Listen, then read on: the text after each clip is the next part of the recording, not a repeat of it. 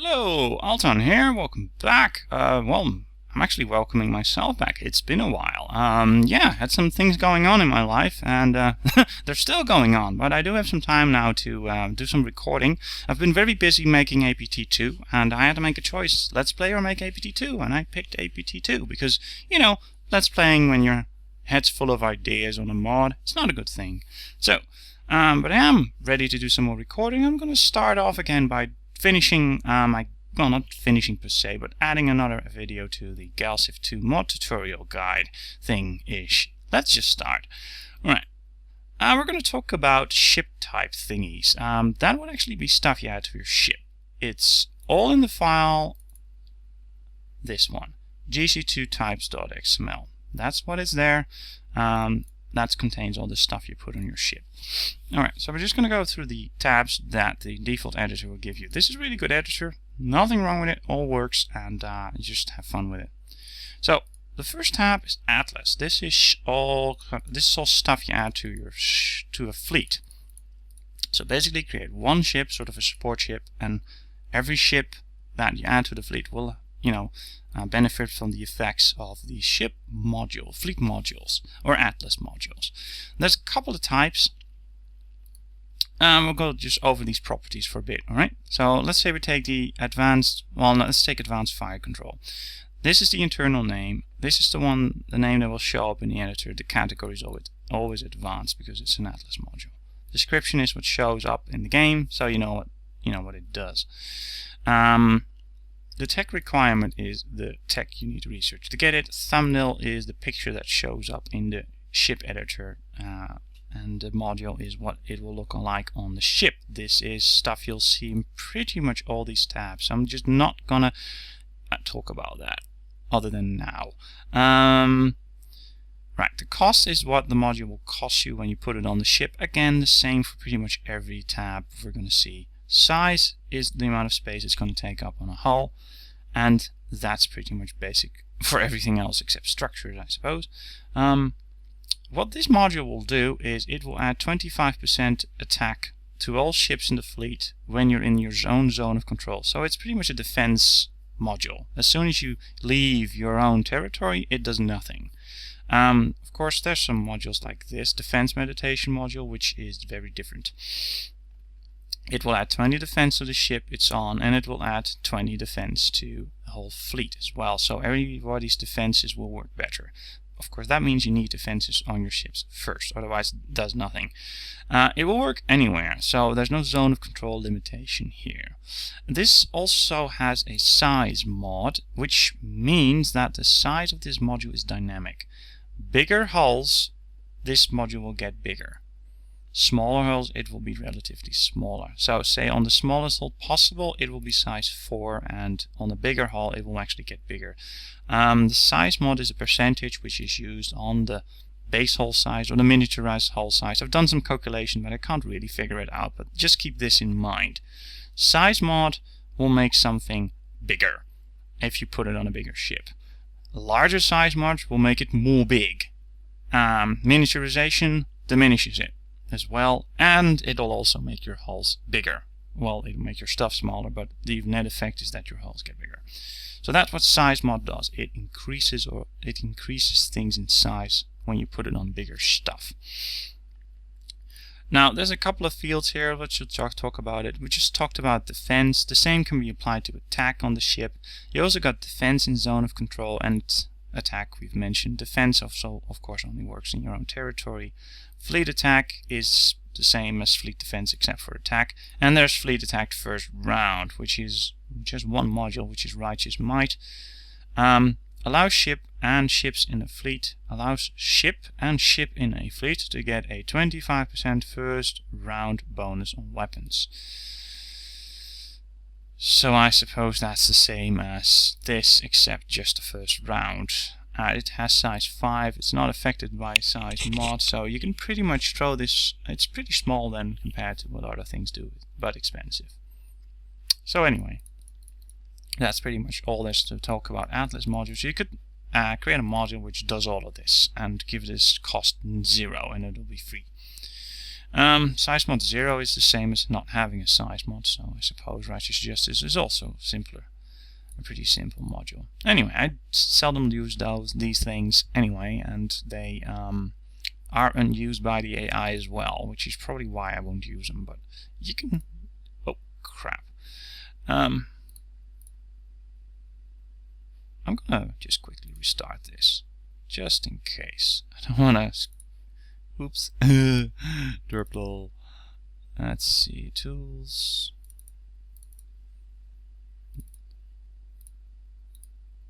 Let's see, there we go. Yeah, that could have been painful. Alright, defenses. There's 3 types of defenses, because there's 3 types of weaponry. Armor for mass drivers, point defense for missiles, and shields for laser beams. Again, you got your same basic stuff here, which you had in modules, Atlas modules, so we're not going to talk about that. What is confusing here is that the category doesn't actually tell the game what type of defense it is. It tells the game where it should list it. So if you have the ship editor and you see armor, point defense, and shields, or missile defense, whatever it's called, that's this. So this will show, if I put this on point defense, then adamantium 2, even if it'll be armor, trust me, but it'll show up in the list of point defense. So that's what this does. The class is what tells the game what type of defense it is. So A is armor, point defense, and shields. The absorption, that's how much damage the defense module can actually absorb. The rest is pretty much the same all around, so no need to explain that further. What this will do is it will give you a bit of extra text when you zoom down on, say, a fleet or a ship. You have got this pop-up module, which you will see a 3D image of the ship, and then we'll have some info screens on the side. That's where this stuff shows up. But it's never filled, it's actually not used for defense modules. So that's defense. Keep in mind, this is what will affect the ship editor. This is what will determine what absorption does. That's pretty much it. The animation file is what will show up when you get hit, and that's pretty much always the same, depending, even if it's shield or armor. It'll have a different color, but you know, if you get hit by a mass drive and you got armor, then you'll see this red aura around your ship, and when it's with shields, I think it's blue. I don't know really for sure anymore. I skipped fleet modules. Right, drive is just engine tech. Makes your ships go faster. The speed is obviously the speed at which the ship will be increased in speed for each engine you add. Category is always engine, you can't change that. And the rest is pretty much very basic. Engine's got some really steep size mods, so you can't add too many of them on that prevents large hull ships from getting really fast by having lots and lots of engines. There was a problem in the old game that you could make some really ridiculously fast ships really quickly, and it really diminished the value of having, you know, a large galaxy, because you could just make some really stupidly fast ships. Anyway, that's not the case anymore. Driver, that's also a fleet module, which is why it has advanced as a category. So you only need to have one ship with one of these on it. What it will do is it will make a fleet travel faster, depending on the slowest ship in the fleet. So say you have a fleet traveling at speed 15, then having a ship with this particular module will make it go 3 faster, so would be 18. And that's pretty much it. The driver strength determines how fast it'll go, and the rest is pretty basic. Fortitude adds health to your ships. Useful for smaller hulls and maybe medium, but not really useful for very large hulls because they have a lot of health. It doesn't scale. It's always going to be, this one's always going to add 8 health points, so it's always going to stay that way. And that's pretty much all you can say about that. Right, category again is advanced, not because it's a fleet module. You can of course add these to each ship, and each ship will benefit from it. The hulls are actually the stuff you can add hulls to, stuff on. This is your basis. The category again tells the game where to list it, not so much what it is. Although the category cargo might have some special things event-related things to it, but I'm not sure about that. But keep that in mind. That might be a possibility. Right, so you got cargo hulls, huge hulls, and all that. That's pretty much determined by the size of a hull and not so much as by the category. So again, it's just to list things in a proper location. One thing to keep in mind though, size here is not the size it'll cost, it's the size it has for stuff to put in it, or on it rather. Speed is the base speed of a hull, so that means that ships built with a hull, say large hull 7, will have speed 1. If you turn this into 0, then the ship won't move. You need to add engines. You don't want that, trust me. That's just so very annoying. But again, maybe you do want that. Who am I to determine what you want? Anyway, get good talk. And let's talk about cost. Cost is just what base cost the ship will cost you. Sensor range. Also make sure that your ship actually has some range in what it can see. Hit points is the amount of health it has. Logistics is what it'll take to add things to a fleet. You know, as in logistical score. That's pretty much it for hulls. Life support adds range to ships. You can, you can add more than one to a hull. That's not a problem. Size mod again. This is the basic stuff. And range is of course the amount of range it'll grant to your ship.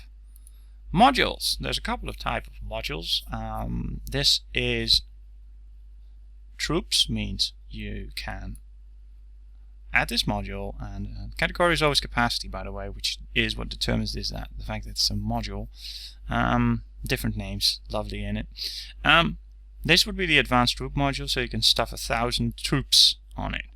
The colony module has 250 and the ability to make colonies, so that's why you can make a colony ship. Tech requirement isn't there because you can make colonies at the beginning of the game. Oh, that's also true for, by the way, hulls. Say, for example, tiny hulls don't have a tech requirement. So say you wanted to have everybody start again with tiny hulls, and just remove this. Simple. Alright. The colony module, talked about that. These things don't have size mods, so you can put a lot more of them on much bigger ships. The construction module allows you to build and upgrade star bases. Doesn't have a tech requirement because, it's available to everybody. It doesn't have a capacity though, and you don't want to add a capacity 0 to these modules either. That's a bug. If you add 0 or any capacity to a module like this, the game will think it will actually ask you to set a certain amount of people for it when you launch the ship. You don't want to do that for constructors, because obviously you can't, and therefore you can't launch a ship. That's a bug. If you accidentally add a 0 any number to this and you save it, you have to go into the XML file and remove it. Otherwise, the module won't work. Unless, of course, you do want a troop module or anything like that. That is a whole different story. The light construction module is a module specific to the Arceans. It's just pretty much a cheaper version of a construction module. The space truck, ability space truck, yeah, I don't know why they call it that. But that's mining. That's a mining vessel for asteroids. And everybody has one, so no tech requirement. The spore modules are disabled for me. But the ability spore, that means you can wipe a planet of all life, turn it into a toxic world, and have all the structures remain. That's what a spore module does. You can create your own spore ships, but why bother? Trade modules. That's just that. You need a trade module to make freighters. That's what these modules do.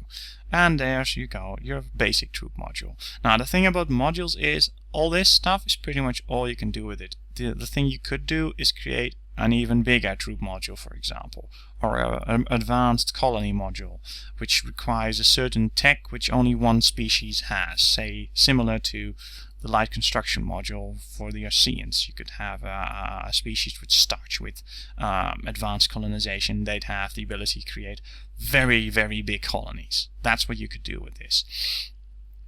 Right, sensors is what makes you see stuff. There's one thing you want to, it'll actually dispel the fog of war. Well, that sounds nice. But the thing is here that you got the sensor array, which is a unique tender array. It's a really powerful sensor. The interesting thing here is that you got the survey module here, which is the only module which has an alt cost of 0, which replaces the base cost, when you build the Galactic Achievement Galactic Guidebook. If you have that, then this module will cost you nothing. I suppose you could do that for the other sensor modules as well, but I haven't tried it, and I wouldn't. But you could, for example, create a unique sensor module like sensor array, which has massive amounts of range, but is very well. How you balance it is your business. So, ability survey means a ship can pick up anomalies. You could add that to all the sensors, and you'd basically have, well, pretty much every ship should be able to do it then. Right. Structure. This is stuff you add to ships to make it look cooler. It doesn't have a tech requirement. Pretty much that's it. Some is hidden. I suppose they don't show up in the tech editor then. Apply Civ logo. Some structures have this, means you see your civilization logo on this particular part of a ship structure. This is jewelry. That's it. Right, weapons. Make stuff go boom. Right. I'm not as familiar with this as maybe I should be, but the basis of it is pretty simple. Description, that shows up when you click the thing. Very few weapons have descriptions, because what matters is how much does it cost, how big is it, and how much does it hurt things. And the rest is pretty much, it's a missile weapon, so it's no mystery what this will do. Category, again, is where the weapon will show up in the tech editor. The behavior doesn't do a damn thing, because it's always set to beam. Thumbnail, again, custom picture. You don't need to set one, because the game will generate one automatically. Module, how does it look on the ship? Class, now that determines what type of damage it does. Yeah, so that's pretty much it. Type, honestly, I haven't got a clue. I don't know. I can't honestly say. It doesn't seem to have any rhyme or reason, and I don't know exactly what it should do, because you got your class, that's beam, and you got damage 1. What else can it be? So I don't know, toy around with it if you can figure it out, but I don't think it's that important. It doesn't really affect how much damage you do with it. Again, your size, the size it will take up when you add one. Size mod is how it will be increased, on the basis of hull size. This is where you can notice the difference, by the way, between missiles and beams. Beam weapons are get bigger as you create bigger hulls. Not so with missiles. They stay relatively small. So on larger hulls you can add much more damage with missiles than, say, beams or mass drivers. Beams, on the other hand, are very cheap to research, but slightly more expensive to put on a ship. Mass drivers, on the other hand, are supposed to be, well, they're about equal in research to missiles, do about as much damage as beams, but cost less to put on a ship. So that's that. Yeah, that's how that's supposed to work. Not that I ever take that into account when I pick a weapon, but that's how that works. So let's see. Class determines what the damage type is. Cost is how much it'll cost you per unit. Size mod determines the size. And then you got your explosion damage and all that shit. That's what you can set here. Flavor text is what will show up when you zoom in on the fleet level, and animation file is the type of animation will show up when you hit things and all that. You can set all that, tweak and play with it, but if you want to add a weapon, class, damage, and this stuff. That's the basis, the rest is fluff. And that's pretty much it for ship components. Right. Hope that helped you. Hope you had fun watching it, and I'll see you all again for some more Let's Playing perhaps, and perhaps something else. Who knows? Thank you for watching. Goodbye.